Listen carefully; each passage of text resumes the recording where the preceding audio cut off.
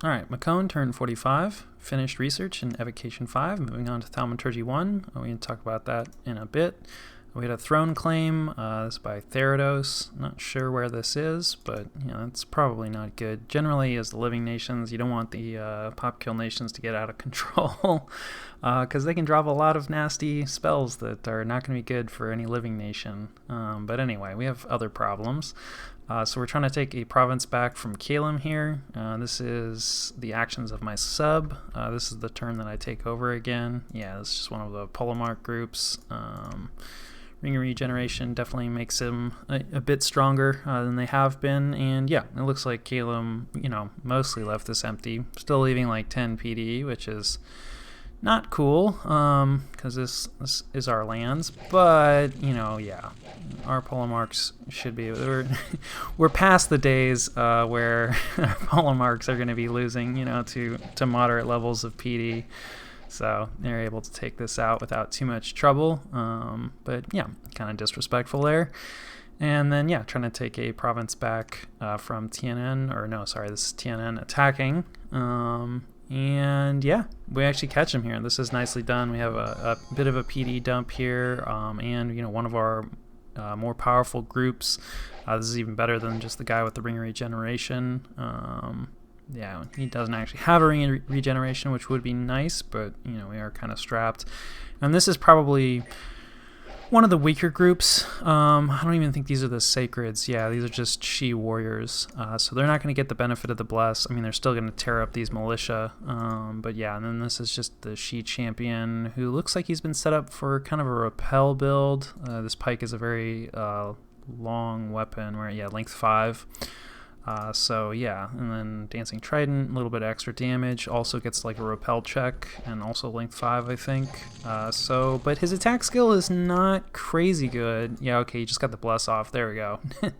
Now that's pretty good. So yeah, this guy's going to be doing a lot of repels. Yeah, probably a pretty good build.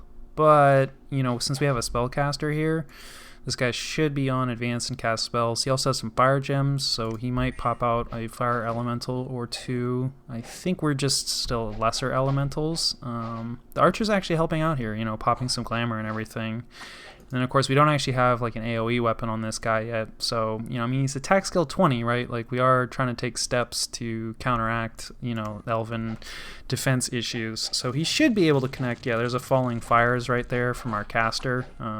So yeah, that's going to help out a lot. That doesn't care about defense or anything like that. And this guy has no elemental resistance, right? There's none on the Bless, and he hasn't been given any items.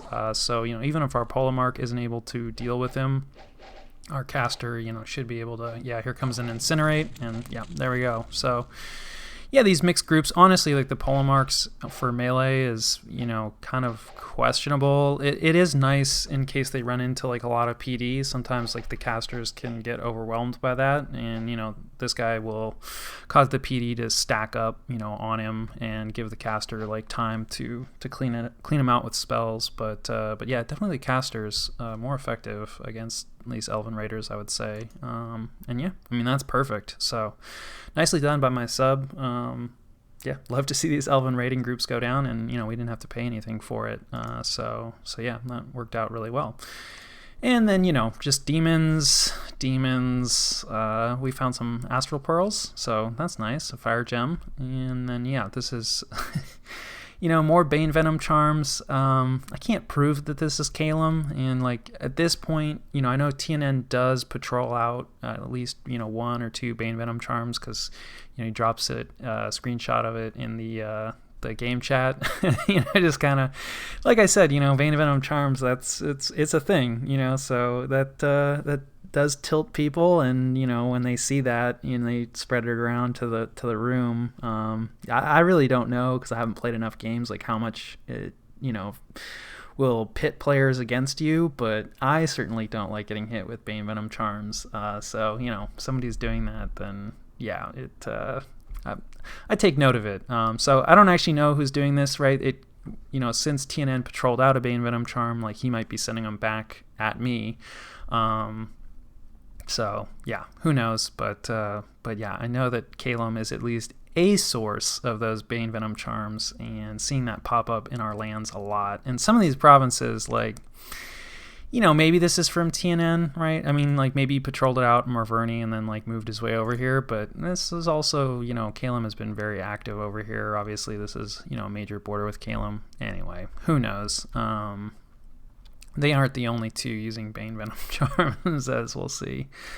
And then, Pelagio was vanquished. And, we saw that Pelagio was in trouble over here. Atlantis had been eating them, and it looks like Atlantis is finished, especially since, Atlantis is moving on to the coast, so not that surprising. In terms of what we are up to, a little bit of counter raiding against TNN. Going to try to recapture 2 provinces here, and then also start to recapture provinces from Calum. Now that I am back, and, Calum is actually sending province lists, we will hopefully see significantly fewer bumps, maybe even no bumps. I do know that he does end up abandoning some of these corpse constructs. Some of them had their leadership eliminated, and so he just leaves them there for me to clean up, which is nice. But I'm sure in his mind it's my fault, so it's my problem to clean up now. So we're certainly not finished fighting with Calum, but there should be significantly fewer bumps now.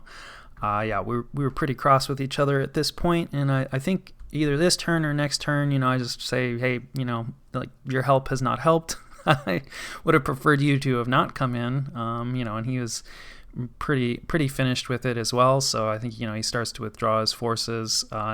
We start to this deep raiding and attacking against TNN halts, and that stack of birds has disappeared. Didn't actually like catch any battle. I think there was some garbage here on TNN's capital, and I don't see that now. It may have moved out. Obviously he has like Atlantis problems, and our scouting is not fantastic, but there could have been a major battle here that we missed. Certainly there don't appear to be any birds left. I guess they could have gone down here, so just like hopping around, like not really being like that useful, a couple, like a little bit of extra pressure for sure, but at the end of the day, like the raiding wasn't really so much the problem for me against TNN.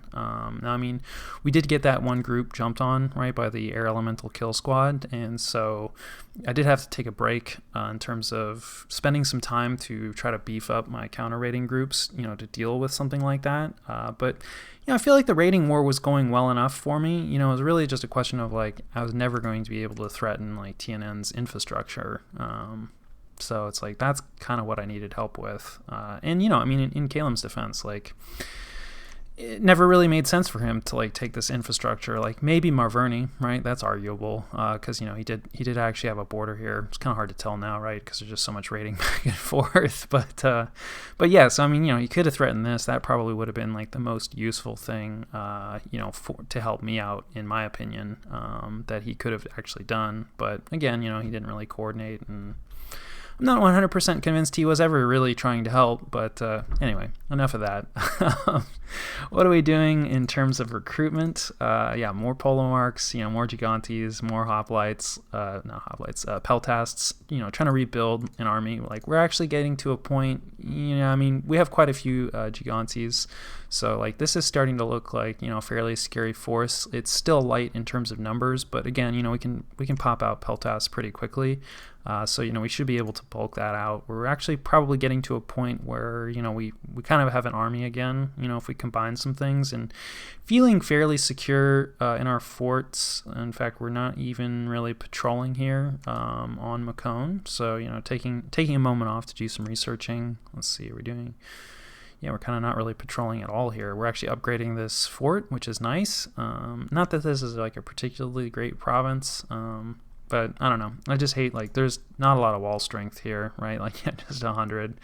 This is a better Palisades in terms of the commander point bonus, but, like, wall integrity is, like, not really, a great thing. This is, like, an upgraded fort, and it's only wall integrity 300.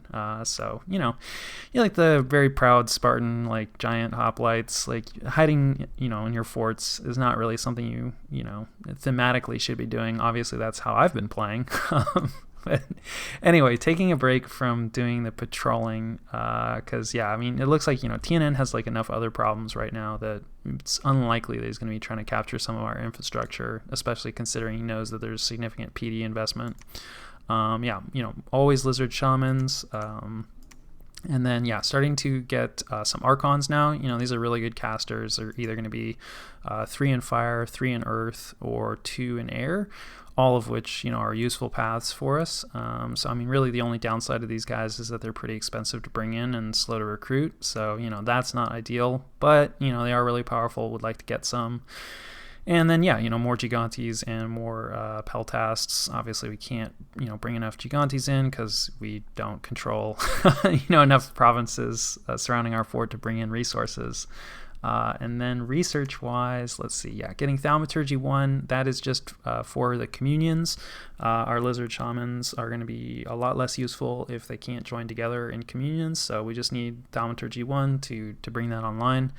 Yeah, going up to Blood Magic 3 for the crossbreeding. Yeah, kind of a questionable decision, but hey, we do need some numbers to help rebuild our forces, so gonna give that a shot. And then, Construction 6, looking at those lightless lanterns. Obviously, like we're pretty far behind in the research. We know that from looking at the graphs. So, we're going to need some way to try to get back into this game, from a research standpoint. And again, as a Thug Nation, like there are useful items in there for our Polemarchs. So yeah, let's see, scouting wise, yeah, just moving this guy out, going to try to see if we can catch any action along the Niflheim, Garthen border. Not actually sure if they're fighting, not really sure like what either of these players are doing. A little bit concerned, about what Niflheim is up to. Haven't really chatted with him in a while.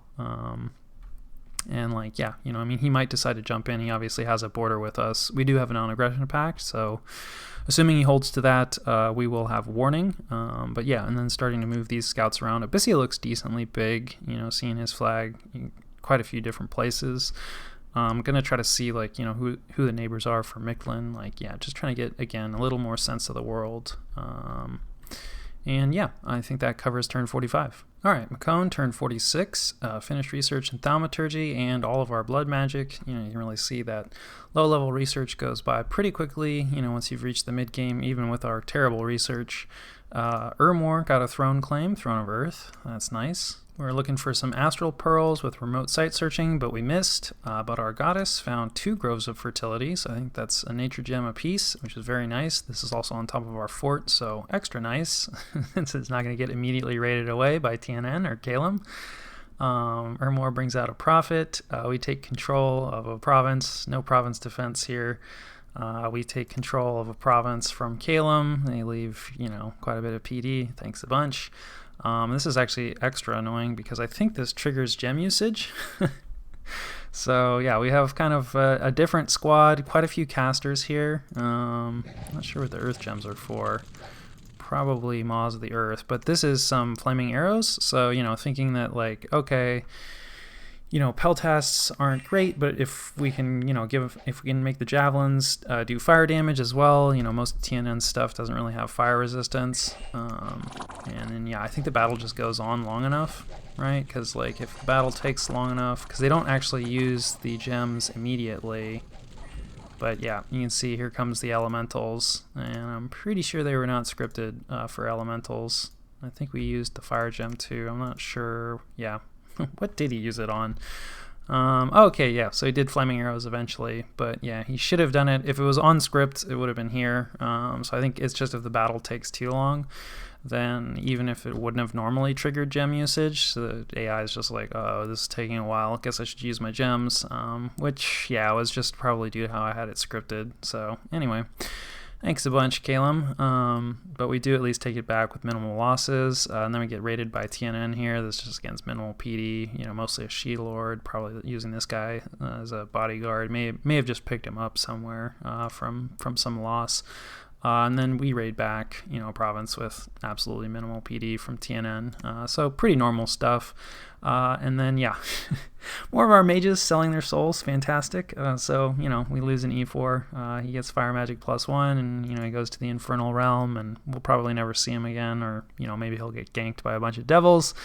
And then in Hinnom, we found quite a few air gems, which is nice. And then, yeah, this is definitely some luck 3 stuff. That's a ton of gold and quite a few gems. Amulet of the Fish is kind of meh.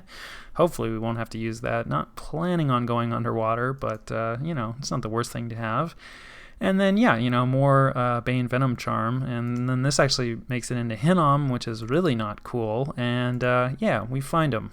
So it's actually Machaca, which, is kind of interesting. So, yeah, I definitely hit this player up and was just like, why?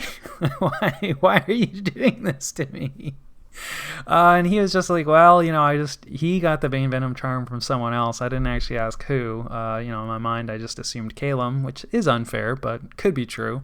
And just said, well, he had it, so he's just rolling around doing some scouting and, bringing disease everywhere. So, yeah, definitely going to remember this. We actually did pick up the Bane Venom Charm, so, at some point,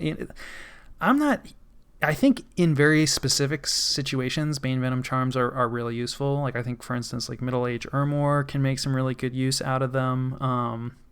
But I think a lot of times, like, they're actually, like, probably not cost-effective. Like, you'd be better served using those gems doing other things. Because, well, I hate having my guys get diseased. At the end of the day, like, especially for troops, disease kills pretty slowly. So if you're in a war, it's like just use those armies. Like, they're probably going to die anyway. They will start to pick up afflictions and everything, so it does reduce their combat effectiveness a bit, but it takes a while to kill them. So it's kind of like, it pisses people off, definitely, and I think you can cause like some outsized responses. So, definitely there's a place in terms of like the mind game, and can make people, make some subpar decisions, and I think in certain cases they can actually be really cost effective, but yeah, I think they're actually kind of hard to use effectively. So this would definitely mostly be like a revenge thing. If I sent it back at Machaca, like it would not be useful in terms of like actually like helping me win this game or even survive. But we'll see. I'm not saying I'm above revenge. So that's gonna hang out in our inventory, and we'll see what we do with it. But yeah, so the chemical warfare is out there, and everybody is joining in. And then yeah, we kill some brigands, and what are we up to? Pretty minimal stuff, like taking this back from Calum, bringing home, there's some random commander, and this group here probably looking to get this gear off of this guy. He got diseased, probably by a Bane Venom Charm. Atlantis landed in a pretty big way. I think at around this time I suggest a non-aggression pact with him. Might be a little bit later, but yeah, definitely not interested in tangling with an underwater nation. Don't really need additional enemies at this point. So yeah, we'll see. But hopefully he's going for TNN's capital, because it's a pretty serious army. Can't really see like what mage support it has, if any. If it doesn't have any mage support, that's not ideal. But anyway, there's quite a few sacreds and strong units, so definitely something to be worried about in general. We are also trying to raid this back from Calum. This is a bit of an aggressive move, obviously, because he has forces here. That said, like, he only has friendly provinces to move into, and, friendly movement happens before hostile movement, always, unless it's, magic phase, and this is not magic phase. So, assuming he's playing ball, like, he should be able to move out of this province, no problem. Could recapture this, but there's like no population, no income here. Haven't found any sites here. This is going to start giving us blood slaves again. So this is definitely a more valuable province. So yeah, going after this one. Otherwise, like, yeah, hanging out and site searching here, right? Again, trying to be a little unpredictable. I don't know if TNN's going to try to raid us up here, but we do kind of need to do site searching here. We're going to get full fire and earth searching. We've already searched here for fire and earth, but just kind of low. So from a searching standpoint, it's not super efficient, but, we might catch raiders, so, yeah, we'll see.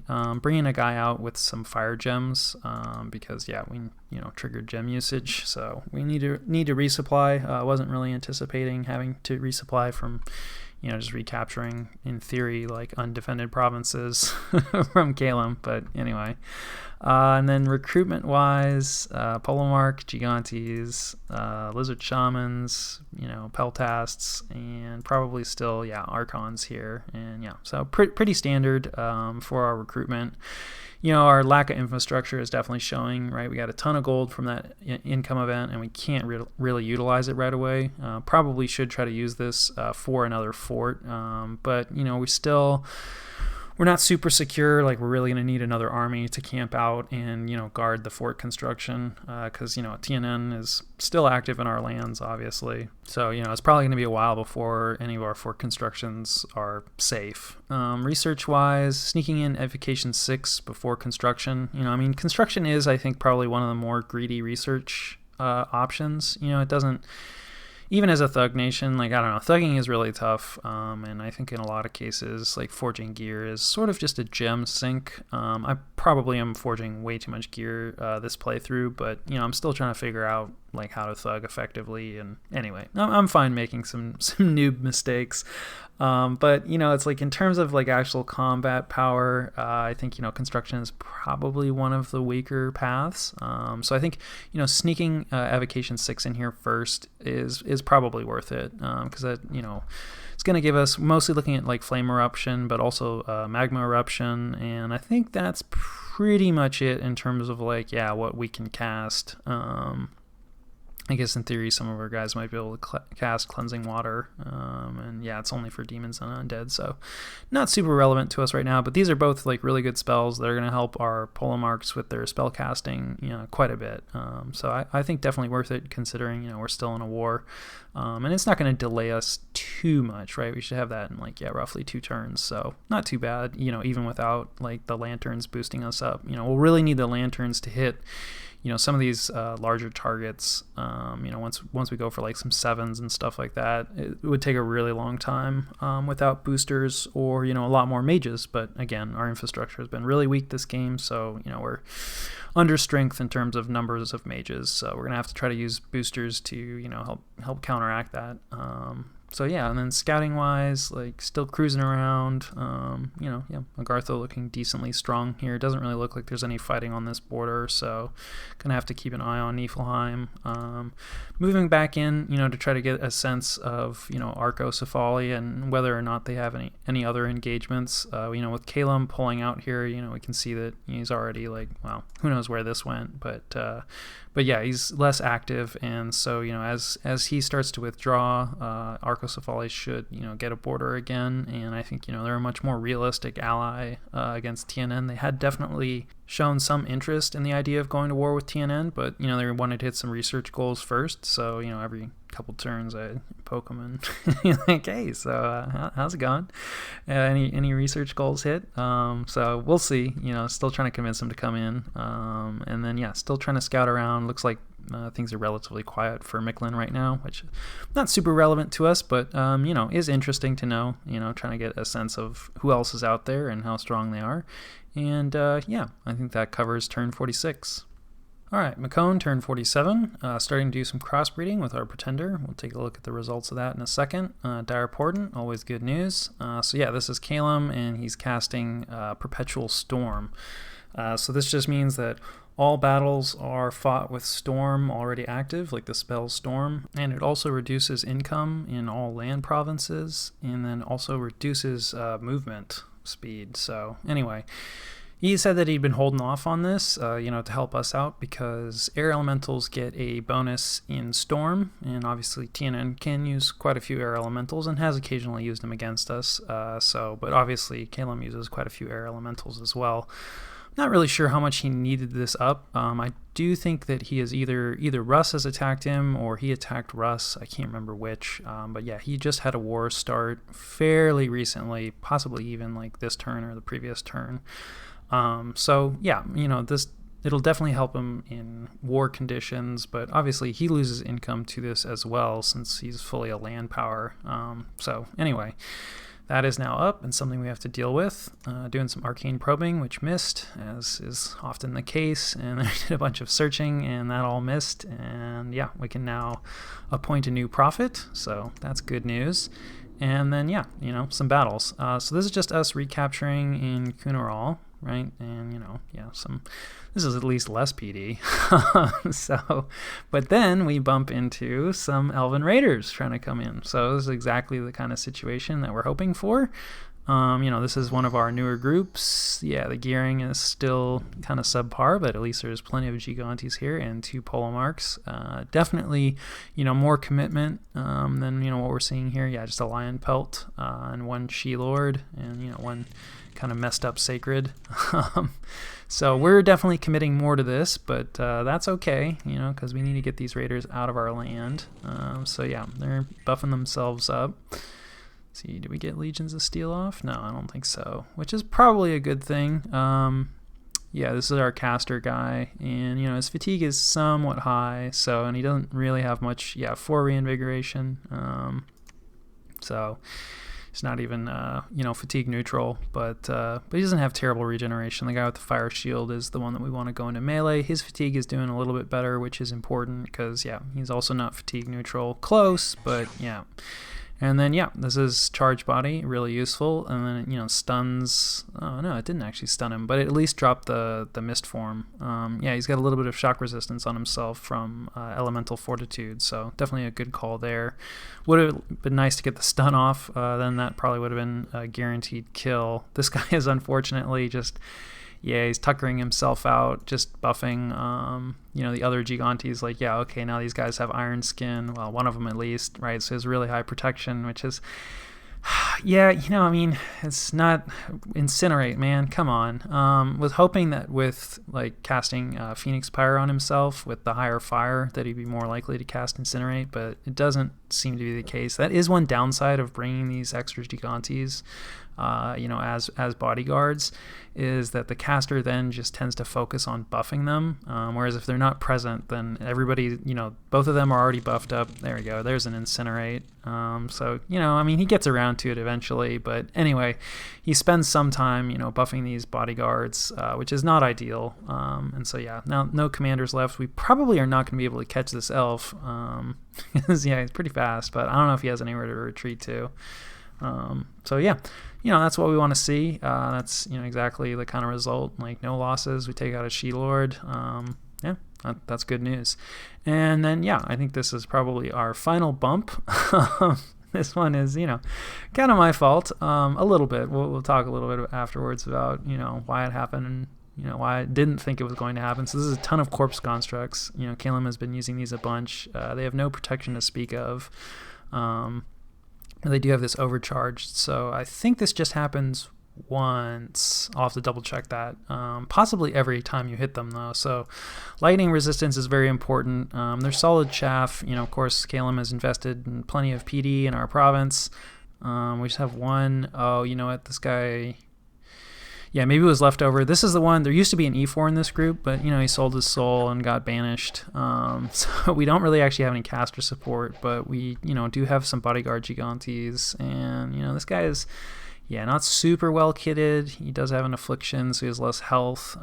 But, not the worst kitting. He's going in with not terrible fatigue. Also, Calum does some casting here. This is from his, so he's got a Death 2 caster here, and I forget the name of the spell. I think it's just like summon, however you say this. Lamasha. We'll go with that. So anyway, these guys come in. They're kind of nasty. No protection, but they are ethereal, and they have, decent invulnerability. So against mundane weapons, they're decently tanky. And they're very damaging, and they have a fear aura. They're pretty good, but they will attack everybody. So he's kind of fighting himself here. This is probably better if he runs into a lone. I don't know. I don't love this spell because I find that this is kind of often what happens.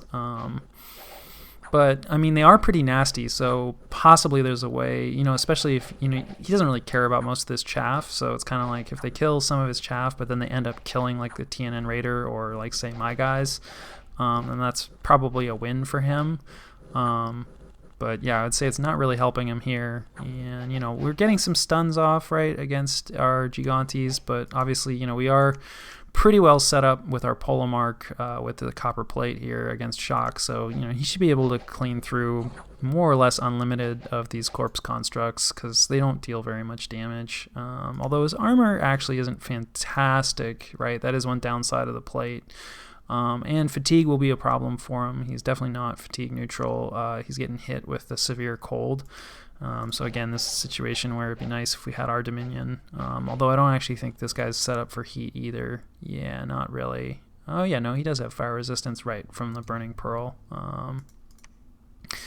So yeah, would have been better if we were in our own Dominion with the Heat Dominion. It looks like we lose a Gigante there, which is always sad. But we are cutting through the corpse constructs pretty effectively. This guy is still asleep. Summoning these Lamashtas is pretty fatiguing. I think it's like at least 100, maybe 200. So yeah, you can see a lot of stuns. So I'm not sure if this is, I'll have to double check about if they always stun. Maybe it's just guys that haven't been hit yet. And then, it looks like we get an HP route, so the caster gets away, and then, we just clean out, and then, you can see there's a Lamashta left over that we have to deal with. But, we have magic weapons, so, she has no prot against us. Like, Ethereal is a bit of a problem. Actually, no, I don't think it does anything against magic weapons. So, anyway, not a very effective spell against our guys there. So I think that's hopefully the final bump, works out pretty well for us. That's a lot of corpse constructs to lose, and this is one of our leftover expansion hoplites. That's fine. Don't love to lose those guys, but it's not the end of the world. And then we get raided. And TNN loves raiding this province. It's a very valuable province. And, this is the PD dump that we did, to help catch raiders. So that's cool. But then, of course, the downside is that, this guy, he's got the pelt and, Trident, pretty minimal kitting. But, with the bless and everything, these guys are really good. And PD is really bad. He's going through Mistform, Barkskin, Elemental Fortitude, all good stuff. And, he's just going to absolutely crush these guys. So kind of sad to lose that PD. We don't really have enough commanders to be supporting it right now, and it did do us a favor by removing an Elven raiding group, so probably worth it on the balance, but anyway, he has no problem cleaning that out. And then, some unexpected events. Get some demons manifested. I think this is related to, high turmoil scales. You tend to get these demon events, so that's not good. And then speaking of demons, it could be related to the demon gate. A lot of demon stuff going on right now, but we get some gold and then some more gold, so that's very nice. Nothing, crazy, but still, thank you, luck scales. And then, some spine devils show up and they have no trouble with our absolutely minimal PD. So we'll have to recapture that. And then, of course, always with the Bane Venom charms. And then we caught an Atlantean scout. Let's see. Where was this? Province Defense of Mekone. So this was on our capital. So, that's a little concerning. Anytime people kind of vary, but I definitely feel like scouting someone's capital is a bit of an aggressive move. So, catching a scout, jumping on top of our capital is kind of like, okay, maybe Atlantis is thinking about attacking me. But not everybody plays that way. Some people just roll around scouts kind of randomly. And so you have to be careful about reading too much into that. But something to consider, if you're catching scouts, especially on top of your forts, they're at least interested in you. And then some other random stuff we don't care about. And what are we up to? Well, I guess let's talk about this bump a little bit first, because this is definitely my fault, mostly, and, not ideal. I was not intending on bumping him here. It worked out for us, and, I kind of enjoyed killing a bunch of his corpse constructs. I'm not going to lie about that. But it was not my intent to bump. I think what happened was... because we had some words about this. He was pretty upset about it. He was pointing out I could have gone here and etc. And it is true that friendly movement always happens first. So this bump should not have happened. I was pretty confused about it. What I think happened is because Perpetual Storm went up this turn, right? So you can see, where is it? Yeah, map move costs are increased by 2. So I'm guessing he had a multi-province move that was legal before Perpetual Storm went up, but then after Perpetual Storm went up, right, it was no longer a valid move. Now, if he'd just been moving into an adjacent province, I think he still would have been able to make that move, because I think you're always able to move one province. So, most likely it was a multi-province move that was no longer valid. And in that case, Dominion, it just cancels the move, right? Instead of, it's like, come on, I could still move halfway, move me a little bit. But no, Dominion is just like, well, that's an illegal move now. You can't make that. So, you just stay put. Because at first, I thought, this is a smoking gun. Calum has been trying to bump with me. He's been trying to mess with me. And so I was convinced that this is proof that he's being hostile, and I'm sure he was convinced this is proof I was being hostile. But Dominions is a complicated game. There's a lot of stuff going on, so I could have avoided this obviously by being more cautious. But again, we're not happy with each other, and it's also kind of his fault. That was his global that he was putting up. So, he could have thought about the effects of it. And there's a lot going on, so it's easy to make a mistake like that. And he also could have mentioned to me, because, we were definitely, I had warned him that I was moving into this province, and he was saying, well, you shouldn't do that because we might bump. And again, I was saying, well, that's not possible because of how friendly movement rules work. So he was not aware, he wasn't thinking about the movement consequences either. It's his own spell. So yeah, anyway, enough about that. What are we up to? Continuing recruitment. We're getting another Elder Cyclops this turn. We have quite a few Polemarchs now, and we would like to get an Heir 2 Cyclops, and we would like to get a Cyclops with water, and they are pretty useful. These guys might be able to use them as kind of more super combatant-y sort of units later in the game. They have a lot more hit points than our Polemarchs, and they are larger, right? They're size 5. Their skills are not as good. There's definitely some issues using these guys. They're not amazing super combatants, but they are really useful units, and there's a few forging things we probably want them for. So yeah, under a little less pressure at the moment. Have more gold, right, from our events. So yeah, trying to spend some of that gold on an Elder Cyclops, and getting full recruitment of Gigantes this turn. That's always nice. And then continuing always with the Lizard Shamans. They're just great. They're going to help us with research, and then yeah, more Archons, more Peltasts, all normal recruitment kind of stuff. Only raiding back one province from TNN this turn, cleaning out this province here from Calum. Let's see, who else are we sending out? Yeah, quite a few. Oh, we're sending out a guy with some gems. That's probably who's coming out from the capital. And actually also this guy as well. And he's going to be adding some wind guide to this, because with Perpetual Storm, right, all battles are fought under storm conditions, which is really bad news for projectiles. So our Peltasts actually got quite a bit worse now, because every fight is going to be under storm. So Wind Guide will help counteract that a little bit, but also just want this guy out here to do some air site searching. So, he might as well do something useful for this stack while he's out here. And then, of course, he's going to be able to drop some Thunder Strikes, which will definitely be effective against Elven Raiders. So I think that's going to help us out. And then, yeah, otherwise moving another group out, we just got raided up here, so decent chance he's going to be coming down here. We're just sending out another one of these, double Polemarch group with some Gigantes as bodyguards. Double Ring of Regeneration now, so, that's really going to make them a lot tougher to kill, and I think a big improvement. Still would like to see, we don't have that AoE, the AoE weapon, and we aren't really boosting these guys' attack skill, so they are really going to struggle to connect, and I think that's going to be a serious problem. Having the bodyguards is going to help drive down the defense a bit, but this is not really enough units to really drive down their defense to a point where we're going to be able to reliably hit them. So I do think that's kind of a big problem. And we don't have any water gem income, but still, this guy could forge us. Can he forge us? Yeah, I think we have the research. Yeah, so Frostbrand, right? We could at least get out 2 Frostbrands. We could even do a little bit of alchemizing and, get out 3 Frostbrands. So anyway, I think, in retrospect, that would have been a good move, but, I'm definitely feeling fairly constrained on the gems at the moment, and just, I hadn't really thought through how much more effective they would be with an AoE weapon. So yeah, just hanging out, doing some site searching here, again, trying to be a little unpredictable. And yeah, I think that covers most of our movements. Oh, we should talk a little bit about the crossbreeding results. So some of these monsters you can get basilisks and stuff, I believe, from crossbreeding, but some of these are just from our pretender who's just summoning monsters in. You get kind of a mix, so these are all the crossbreeding results, and then also these guys. So some of these guys, I don't know. They're all pretty chaffy, right? So it's a question of like, well, how much do you want to micro in terms of, trying to get the best use out of them? But some of them are definitely better than others. Like these guys have this life drain attack, which is kind of nice. It's magic damage, and they're a little harder to take down because they drain life. So, these guys are arguably worth holding on to and trying to mass up and then, buff up to be pretty nasty. They are hard to buff because they're undisciplined.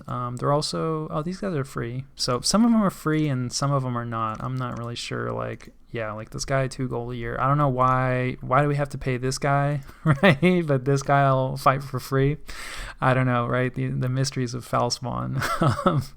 So anyway, these guys are all like pretty chaffy. These guys have this touch of leprosy, so they disease units nearby. So they can be a little hard to combine with. Obviously, want to keep them away from your own troops, especially like good troops of yours. These guys are pretty garbage. They just get a bite.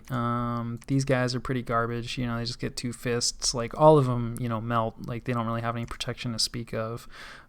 These guys, are pretty garbage. I think some of these guys, have a poison spit. So like these guys are also maybe worth like splitting out. It doesn't have a ton of range, but a little bit, some poison damage. So, kind of interesting. And then I think, these guys, they regenerate, which is kind of cool, but they have such a low hit point pool. It mostly doesn't really matter.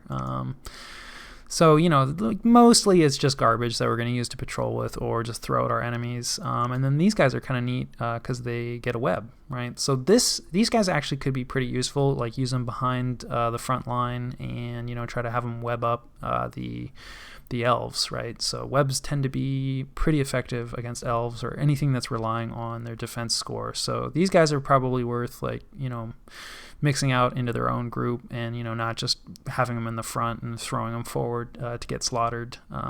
So anyway, this is kind of some results from crossbreeding. We'll probably do a few more crossbreedings right now, making a thistle mace. We already have a thistle mace, but we're using it to patrol on our capital. I am pretty worried about him just dropping like a foul vapors, cast onto, my PD just to wipe out the PD.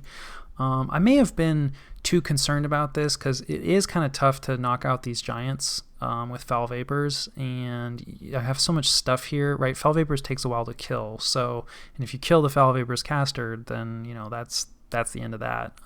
But I mean, if it got some unlucky rolls with the commanders, right? And both commanders died, to the foul vapors, and then the PD just routes off. I do think, foul vapors like trap, maybe summon some bugs or I don't know, something. Might be a good way to get rid of this PD really easily and effectively. And, I don't really know, because he has stealthy units that can pull that off. It could kind of happen at any time. So I just sort of leave this guy patrolling. He's going to do, where is it? Some poison ward. So, it's not going to get everybody, right? Because the area of effect is not massive, but hopefully it'll be enough, to make sure that the PD won't get eliminated by something like that. But of course, to cast that spell, he does need this Thistle Mace. He could communion up, and if, I had some other lizards there to support him, could do it that way, but I do really need research, so would kind of prefer, just having, risking the Thistle Mace. And then, of course, the other downside, right, is I have to forge like another Thistle Mace because you need Nature 2 to forge Thistle Maces. So, having to use another turn with our Pretender to sort of like get our Nature up and running without our help. We should be able to use the Lizard Shamans after this for a lot of our Nature needs with this other Thistle Mace. But I think probably worth it. I don't know. Hard to say. But, that's what we're doing. Otherwise, I don't think there's a little more patrolling going on now. This is probably, some more Earth Meld or Maws of the Earth.